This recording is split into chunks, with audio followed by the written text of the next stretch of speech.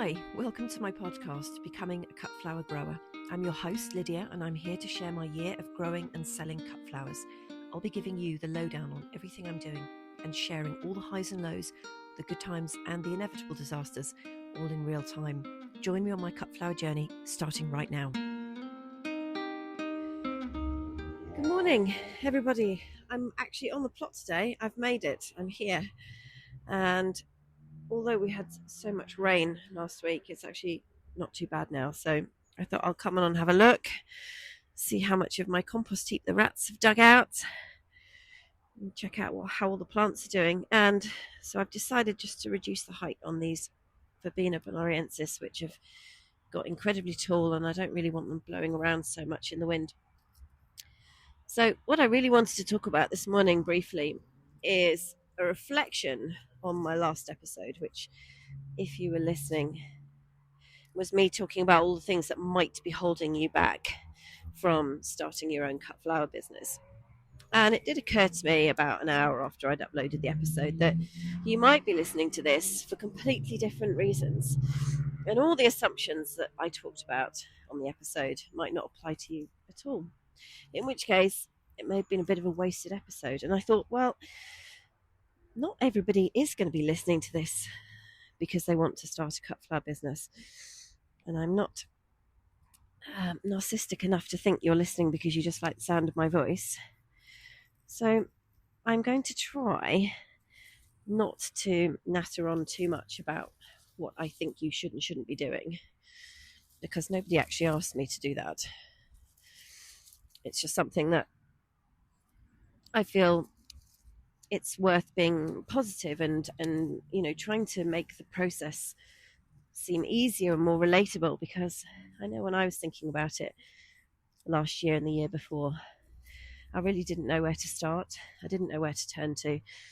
I didn't have, thousands of pounds to spend on courses or lots of online things, because everything seems to cost a lot of money. And even the free videos that you can watch, I mean, a lot of them, people don't really start until they know what they're doing, for obvious reasons. I mean, it's not for me to tell you how to do stuff when I don't know how to do it myself.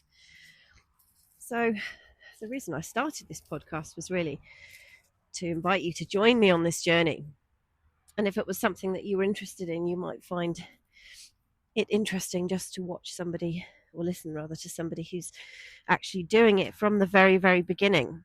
And I make no bones about that. Yes, I know how to grow stuff because I'm a gardener. But this whole, growing it to sell it is a whole different thing. So what I feel after listening to the last episode is that I don't want to put too much emphasis on, what you should and shouldn't be doing. It's really just following along as I hopefully make a success of it this year. But if I make a right hash of it, then hopefully there are lessons there that you can take on board and prove helpful, so that you don't fall into the same mistakes that I've done. But then, having said that, life's all about making mistakes and learning from them. I think you learn more when you make a mistake and stuff things up than when you do things perfectly, because then you just assume it's going to be perfect next time. Life's not really like that. But essentially what I'm trying to say is that, sorry for yakking on too much about what I think you should and shouldn't be doing. It's really just following along with me. And if you learn something on the way, then fantastic. And if you just like listening because perhaps you just enjoy the chickens, or it's just something to while away the time and it's something a bit different, then that is fine, and you are more than welcome to do that. I think also the other reason is that I'm not particularly busy in February, because I'm obviously house sitting at the moment. I don't heat my greenhouse, so I'm not at home getting started on all the seed sowing and all the prep work and everything. So I will be doing that at the beginning of March, but it has meant that February's, a bit of a slow month. And so I've been doing rather more talking than actually, doing stuff. And I don't know if you can hear now, I'm just 2/3 the way through all this Verbena. But I think perhaps it'll be more action and less chit chat once we really get into the season, and then it really is more of a journey because you're learning along with me in real time. And anyway, that's all I wanted to say this morning, and I'll catch you soon. Okay, well, I'm back and I'm so excited to talk to you about the greenhouse, which I mentioned in the last episode that I was going to go and collect this weekend, and I went and got it today. Full disclosure, it's actually my other half who's getting rid of it. He didn't want it anymore, and he offered it to me. And I was actually the reason that he got it in the first place, because one of his neighbours wanted to get rid of it years ago. And I said, oh my goodness, let's have it. So we climbed next door, took all the panes out, lifted it over the fence, got it into his garden and reconstructed it.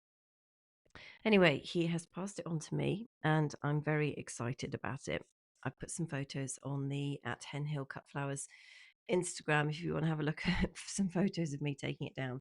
And it went surprisingly well, actually. It did take a good few hours to take it to pieces. So we had to get all the glass panes out, take all the roof struts down, remove all of the framework, unscrew it from its wooden base, and then unscrew the wooden battens, and then load all of the glass panes into the van, which I was labelling, put all the alley's framework onto the roof and tie it down, and then move it from his place to the cut flowers.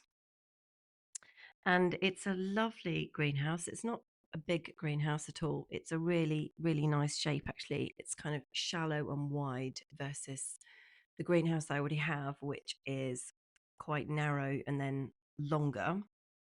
So this one just feels a bit more spacious when you step into it because there's just a lot of space on your left and your right. And it's an alley framed one, which is great because it's super lightweight. It's going to last forever and it doesn't rust. Really easy to look after, low maintenance, and it's got gutters so that you can just attach water butts to all the corners and collect water. So far, so good. It's got glass panes in it, which is fine. I mean, it's better insulation than plastic, and they do let obviously lots of light through, and they're nice and easy to clean and more resilient in bad weather. But of course, glass is super heavy. So the longest part of my day was just moving piles of glass panes from the patio to the van. And I can't carry more than 3 panes at a time. So it took quite a while.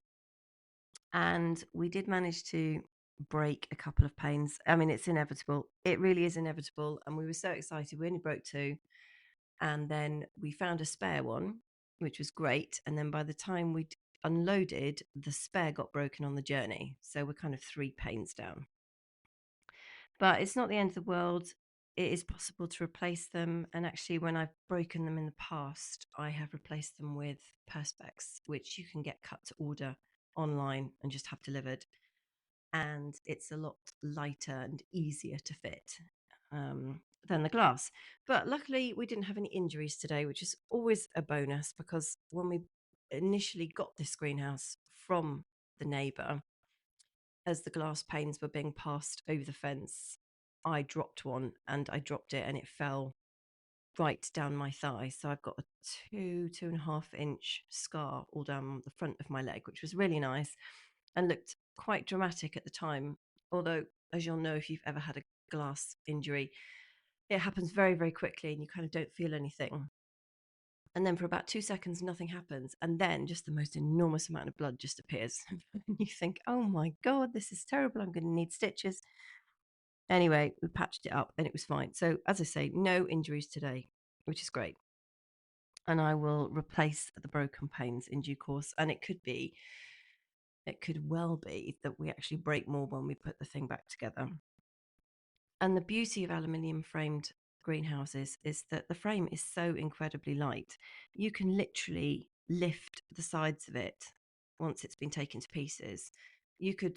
The average person could just lift them up, even with one hand, and carry the whole of one side of the structure of the greenhouse from A to B.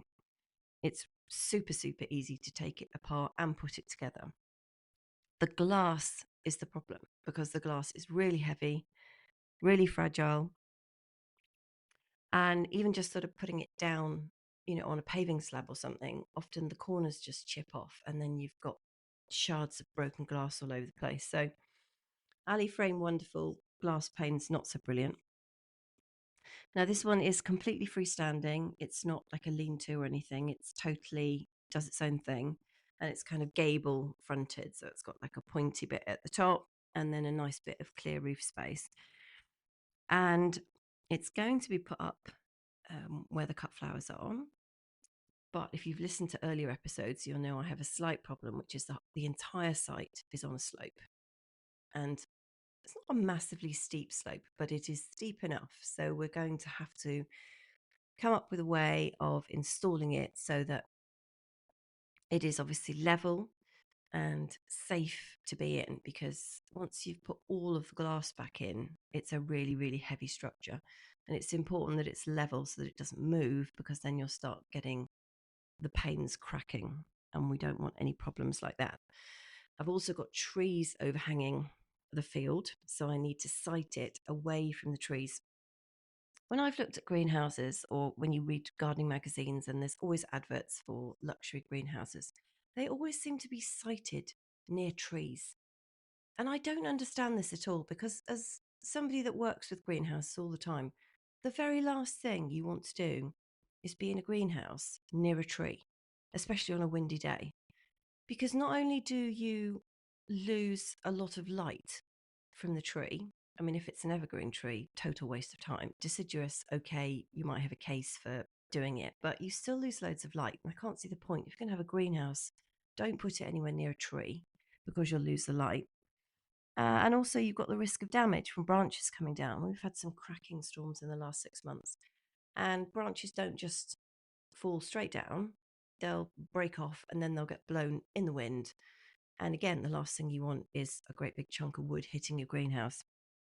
And you also don't want leaves falling on the greenhouse. Now, obviously, they're going to get blown in a direction, and you can't prevent that. But what you don't want is a great deluge of leaves coming straight down on top of your greenhouses, because it blocks the roof, makes it harder to clean the leaves off, and they'll also all blow into the gutters as well.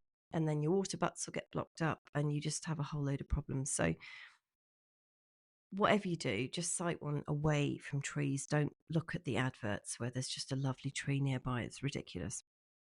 Again, I'm not at any risk of flooding in the field where I am, but I do know somebody that put a massive greenhouse in a floodplain, which I did think, oh, and there were trees there as well, and I did think, well, that is just utter madness, because it's going to spend maybe a month, 6 weeks of pretty much every year sat in water. So not only is it not functional, but all of the foundations are going to be absolutely sodden. And I just can't think why you would want to do that. It does need to, they do need to go up on like wooden battens. You don't just put them on the floor. They need to go on like thick wooden battens, and make sure they're secured properly to that. Ideally on an east west angle as well, so they get as much sun as possible, but it's not the end of the world if you can't do that. And mine is not mine is going to have a base. This new one that I got today is going to have a base because it's up at the field. The one I have at home, I installed that and I didn't bother putting a base down. So I literally just put it on some grass, which died pretty quickly afterwards because of the heat in there.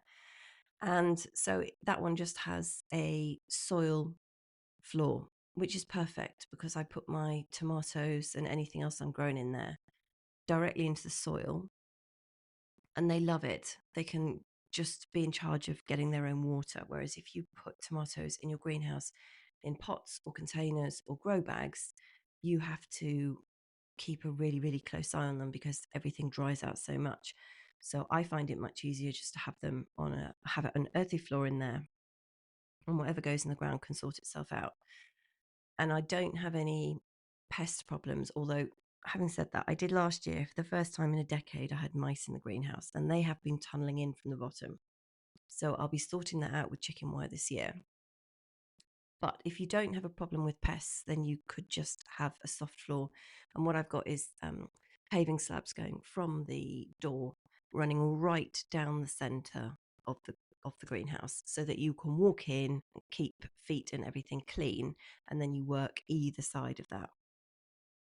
But the new one that's coming, or that came today, is going to be up at the field, and there is just the most ridiculous amount of stuff that's going to try and break in there and eat everything. So I noticed today that quite a few molehills have cropped up today, which is a little bit concerning. And I think it's because I've been off the plot for quite a while, and everything's like, oh, she's gone, we'll just set up camp here. What they don't know is that I'm coming back next week with a vengeance, and I will be walking over them, and hopefully they will decide to relocate, because I don't want moles coming up in the greenhouse. I don't want the rats getting in, the mice, and anything else that thinks it's going to just move in there. It's not happening. So it is definitely going to have a base on there. Now, this one's got a manual roof vent. Now, my one at home has got one with like one of those little gas cylinders on it. So it regulates its own temperature. If it gets too hot, the window in the roof automatically opens. Today's one is a manual, just looks like a ordinary old-fashioned window fastening. So I'll have to make a mental note to keep an eye on that. So I did talk about greenhouses in episode 3, about what you do need and what you don't need when you're getting started. And I did say you don't need a greenhouse, but I also added, if you can get hold of one, then 100% get one. Try and get a free one. Both of mine, I don't want to sound like I'm bragging here, this sounds awful, but both of mine have been free. And that's because, in my experience, people do just give them away. People who are selling houses, or they're moving away, or they're moving out, or they just don't use them anymore. Often older people have them, and they may have been sowing and growing 10, 20 years ago. They really don't use them anymore. And without, a little tiny bit of maintenance, greenhouses can just sort of fall apart. And so often you can find people who are prepared to give them away. Do have a look on the internet as well for people and see if you can get them for free. You nearly always have to go and collect them and take them down yourselves and move them, but it's well worth it, because new greenhouses are very expensive. Even the most basic ones, even the tiniest things, I think are an absolutely terrible price. And a lot of that is because glass is very expensive, but also, well, it just seems to me that everything's very expensive. And you don't need to be spending like £1,000 on a greenhouse. But do get one if you get the chance. It's probably more that you need the space than anything else to have one. But you'll get so much use out of it, because the beauty of course, is the greenhouse. It's not just the heat, but it is a controlled environment. So if you ignore what I've just said about mice breaking in and eating stuff, then you're basically in charge of that environment. So you control the temperature, the humidity, what pests are in there, when you start things off. So it basically means that you can start sowing early, because if you're going to have to sow straight outside, you would have to keep an eye on, what the frost dates were in your area. You don't be sowing something if in 3 or 4 weeks' time, the minute it gets a decent size, it's completely knocked dead by frost. Waste of time. But if you're sowing in a greenhouse, you can get everything started a bit sooner. If you can get power in there as well, even better, because you can work in the light, you can put heat mats down, lots more things that you can do with that.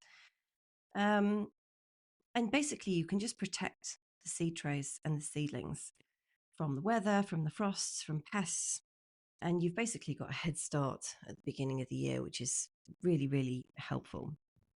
And it doesn't just extend the season at the beginning of the year, it also extends it at the end of the year as well. So you can keep sowing things in the autumn, and you can also overwinter your tender plants in it. So you can actually get full use out of it all year round. I certainly use mine all year round. I don't have anything fancy in it in the winter, though. I always try and overwinter fuchsias, and some years I'm lucky, and other years it's a bit of a disaster. But whatever you do, don't end up storing rubbish in it. I hate going to clients' gardens and you have a look at the greenhouse and it is just full of rubbish.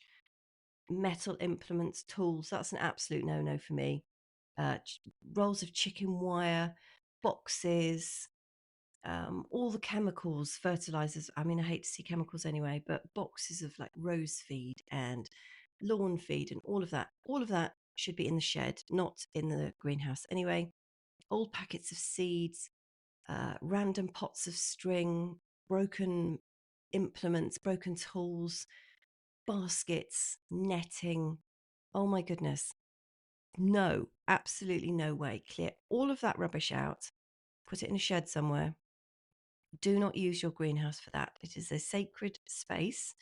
Even if you don't want to grow in it, just put a nice chair in it and sit in it, but do not store rubbish in it.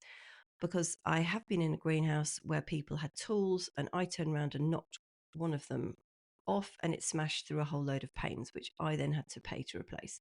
And it was a really important lesson for me because not only did that have the cost of replacing the panes, I also had to pick all the shards of glass out from the greenhouse floor to make sure that I or anybody else, children, pets, didn't injure themselves. So I've always been super, super careful ever since and really quite strict about what does and doesn't go into a greenhouse. Now, alternatives to a greenhouse, yes, there are a few. And I can't say that I've tried all of them. Polytunnels are an option, with the plastic sheets over the top. They don't have to be a mile long. Forget about the things that you've seen in the fields that you might associate with a polytunnel. Yes, they're polytunnels, but you can get much smaller ones for your garden or a smaller field.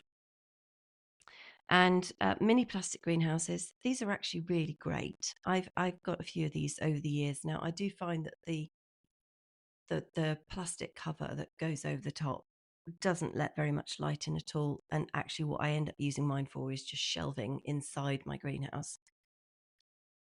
But probably for the first year, the plastic will work okay. You do just need to make sure that you secure those guys really firmly to the ground or to some fencing or something.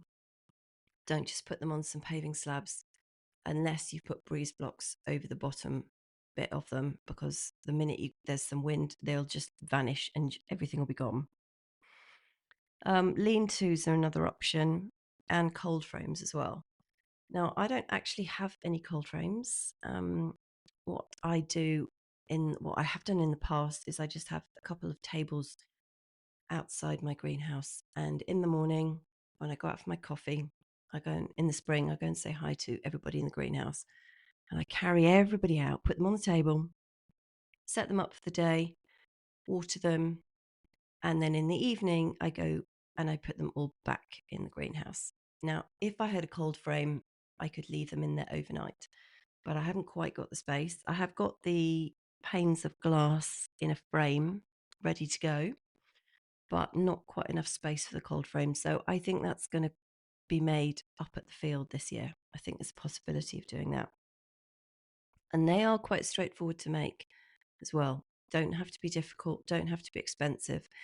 And they will give you a bit of an edge, but not quite the same as having a greenhouse.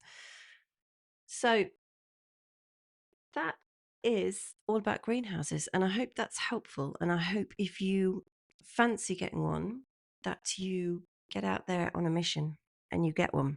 And I'm beginning to think now that they're a little bit like pallets. So you'll remember me saying that I wanted pallets for ages and I was always driving around looking for them.